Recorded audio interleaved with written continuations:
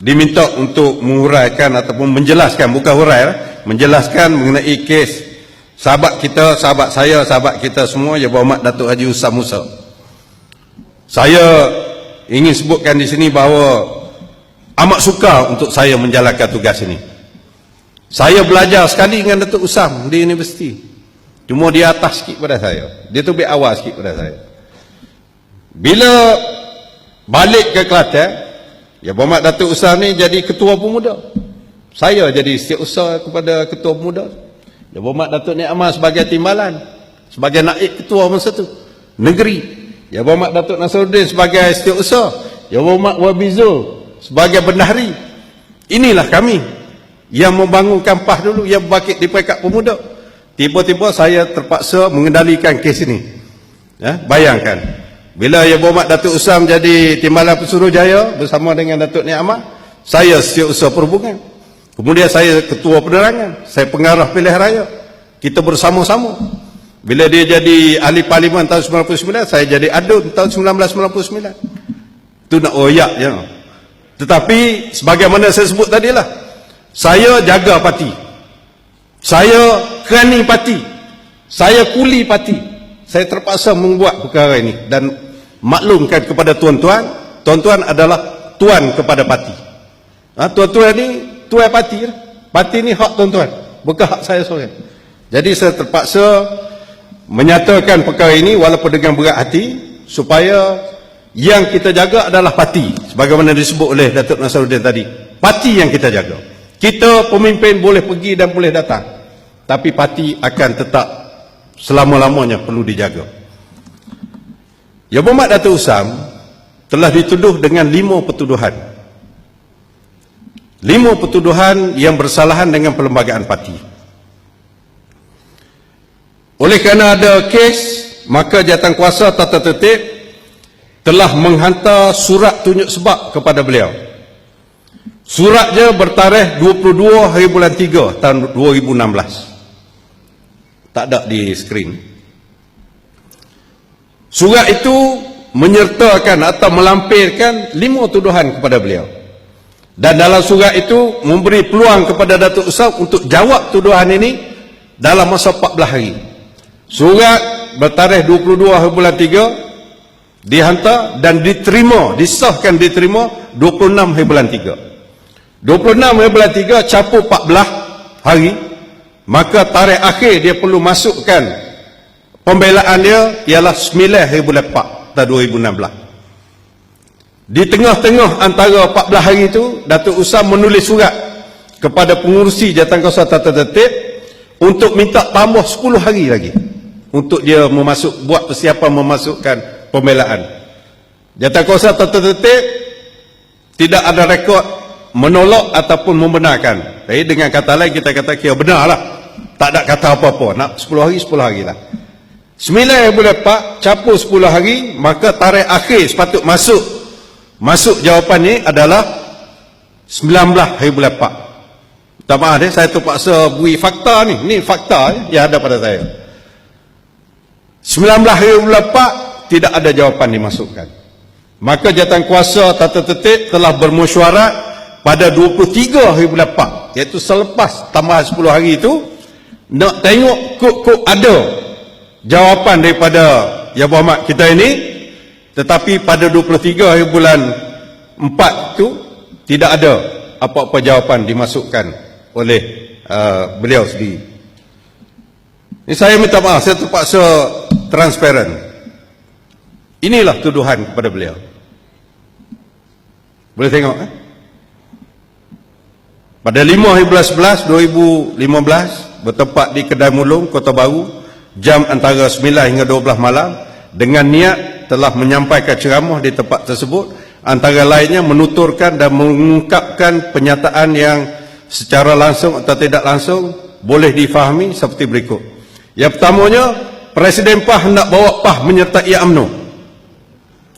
Yang kedua, Presiden PAS mahukan jawatan menteri dalam kerajaan pusat pimpinan Barisan Nasional. Yang ketiga, Presiden PAS mahu jawatan penasihat yang berstatus menteri. Dia kata dah nak jadi menteri, penuh dah nak jadi penasihat berstatus menteri. Yang keempat, Presiden PAS pernah merancang untuk bekerjasama dengan UMNO bagi menubuhkan kerajaan perpaduan di Selangor pada tahun 2008. Yang kelima, Presiden PAS menawarkan kepada 2 atau 3 adun PKR untuk menyertai PAS, dan kemudian PAS akan bergabung dengan UMNO untuk tubuh kerajaan bersama dengan UMNO di negeri Selangor. Tindakan ini adalah bersalahan dengan pasal 821 B, C, D, E, F yang saya bacakan tadi. Itu tuduhan yang pertama. Ini tuduhan yang kedua, bahawa saudara pada 13 November 2015 bertempat di kelab Dewan Kelab Suara Muda Kota Baru, iaitu dalam program yang demo tanya Husam jawab antara jam 9 malam hingga 12 malam, telah mengeluarkan pernyataan sebagaimana berikut. Pertama, memfitnah pimpinan kerajaan negeri semasa pimpinan Tok Guni Aziz telah melakukan penyelewengan dalam pengurusan balak, walaupun kononnya ditegur oleh beliau. Dia kata masa Tok Gulu dia telah tegur dah, tapi nyeleweng juga. Yang kedua, beliau mengatakan bahawa dalam program ini PAS telah terlibat berunding dengan UMNO di tingkat 25 Dabi Pak. Dabi Pak ni di Kuala Lumpur pada 10/3/2008 untuk membentuk kerajaan perpaduan di Selangor. Ini dalam kenyataan, dalam tuan-tuan tengok dalam YouTube ada. 3, PAS bertindak selaku penasihat kepada kerajaan adalah merupakan kerjasama politik antara PAS dengan UMNO. Yang keempat, kes 1MDB, PAS mengambil pendirian untuk menyokong Najib dan juga kerajaan Barisan Nasional. Yang kelima, mendakwa kononnya beliau dipecat dari semua anak-anak syarikat kerajaan negeri Kelantan, kecuali 2 saja. Ya. Yang keenam, mengeluarkan kenyataan kononnya ketua Dewan Ulama bukan negeri, PAS Pusat bersikap sebagai seorang samsing apabila menegur tindakannya mengkritik parti dan kerajaan. Dengan itu melakukan kesalahan sebagaimana yang disebut. Yang kedua. Yang ketiga, bahawa pada 1 Januari 2016 bertempat di Dewan MBPJ Petaling Jaya dalam satu majlis makan malam, anjuran parti PAN berupa kritikan yang tidak berasas, tuduhan yang melulu serta tomahan yang melampau terhadap parti dan kepimpinan PAS, antara lainnya menuturkan dan mengatakan, 1, mempersenda dan memperlekehkan Presiden PAS dengan mengeluarkan kata-kata yang tidak sewajarnya, iaitu nasib baik Presiden PAS tidak larang saya hadir majlis pihak-pihak yang bertentangan, kerana beliau pun telah hadir dalam majlis dengan Presiden UMNO baru-baru ini. Yang hadir itu bukan dengan Presiden UMNO, dengan Perdana Menteri.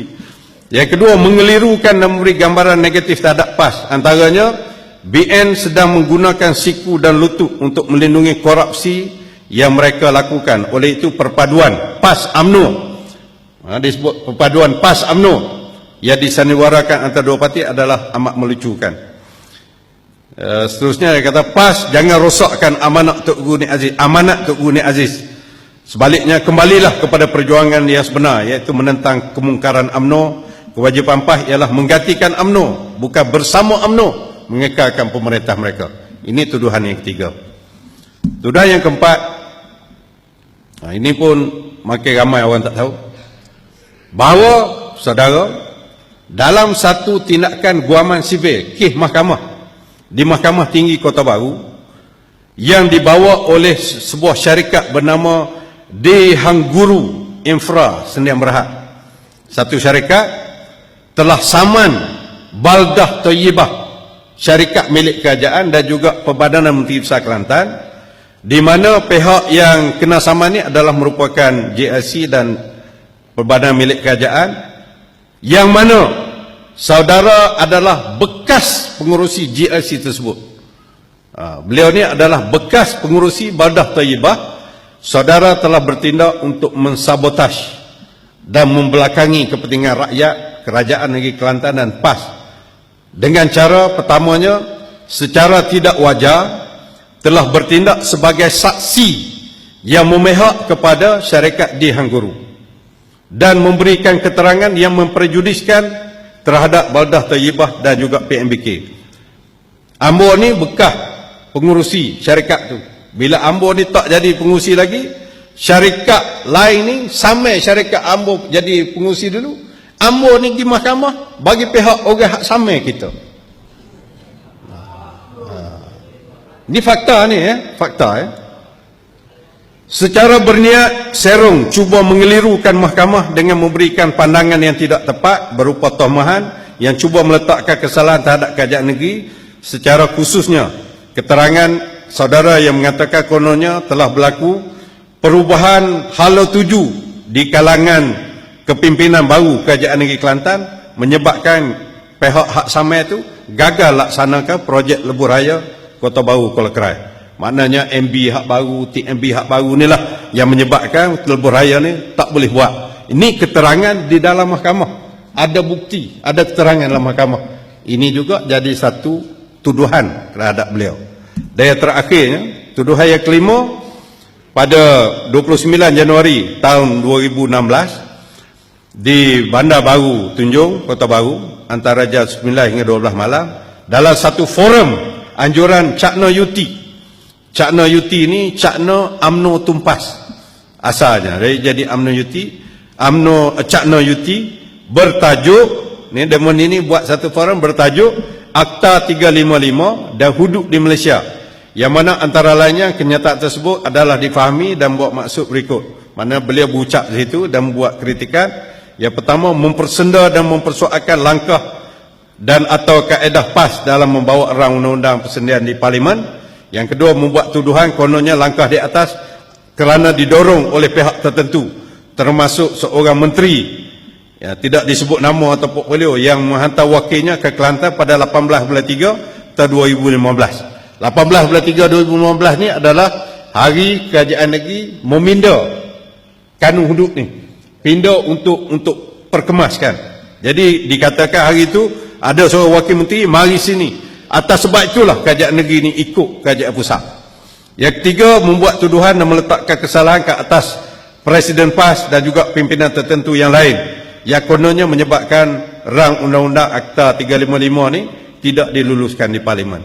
Itu ucapan-ucapan dalam forum ini dijadikan sebagai satu tuduhan juga kepada beliau. Jadi 5 tuduhan.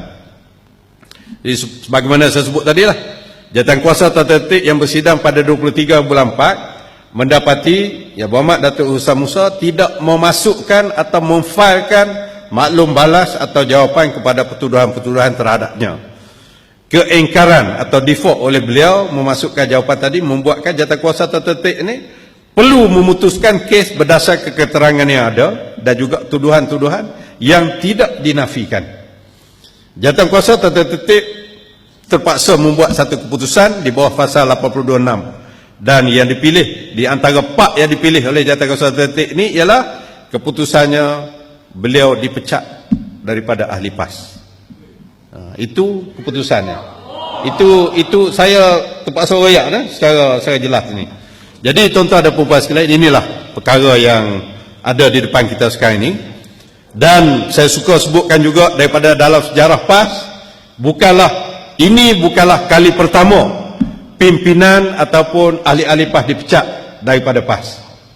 Sebagaimana saya sebut tadi, apa tujuan kita adakan peraturan ini? Antaranya ialah sebagai satu tauladan, sebagai satu pengajaran, sebagai satu pendidikan, dan yang terakhir barulah hukuman kepada orang yang buat tu. Dengan kata lain, tuan-tuan dan puan-puan sekalian, dalam keadaan sedemikian ini, parti tuan-tuan dan juga parti saya akan dikata oleh orang serupa tak ada peraturan. Orang kata macam-macam kepada parti, kepada pimpinan parti, tak ada tindakan.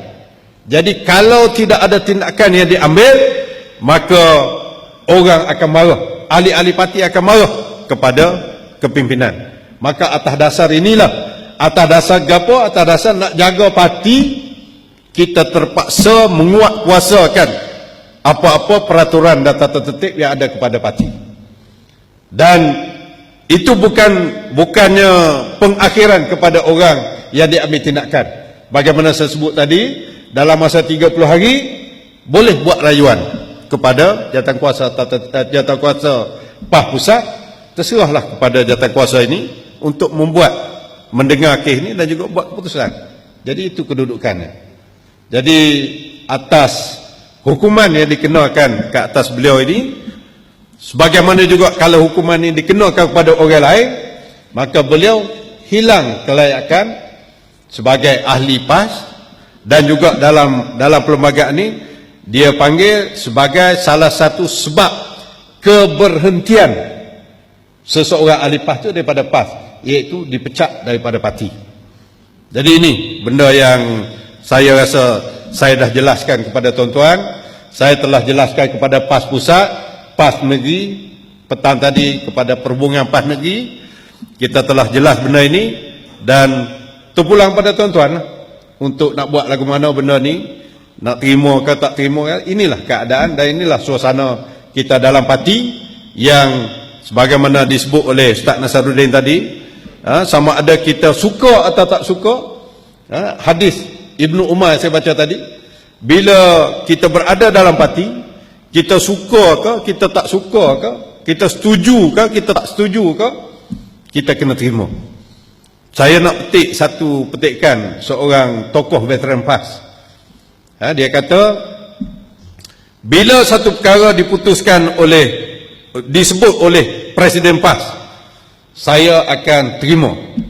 Bila satu keputusan diputuskan oleh PAS, saya akan patuh. Kerana daripada ilmu yang sikit yang saya ada, kita sebagai ahli PAS, kita tidak boleh ingkar kepada parti, apatah lagi membelakangkan parti. Biarlah orang kata saya bodoh, biarlah orang kata saya gila. Ini bukan saya kata, orang itu kata. Bodoh sebagaimana ikan sepak. Ikan sepak ni walaupun dia bodoh, kalau diholo dengan paci emas, dia tak makan. Dia tak makan paci emas, walaupun paci itu paci emas. Jangan, biarlah tak cerdik sebagaimana ikan jerung. Ikan jerung ni pancing berkarat pun dia makan. Kata seorang tokoh PAS yang saya suka petik benda ni. Beliau adalah Pak Subki Latif, seorang yang bukan orang agama, bukan orang yang ni, tapi seorang jurnalis, seorang wartawan. Kepatuhan dia, ketaatan dia kepada parti itu sampai ke peringkat itu. Jadi atas dasar itu, tuan-tuan dan puan sekalian, saya mohon maaf kalau ada apa-apa kesalahan kesilapan.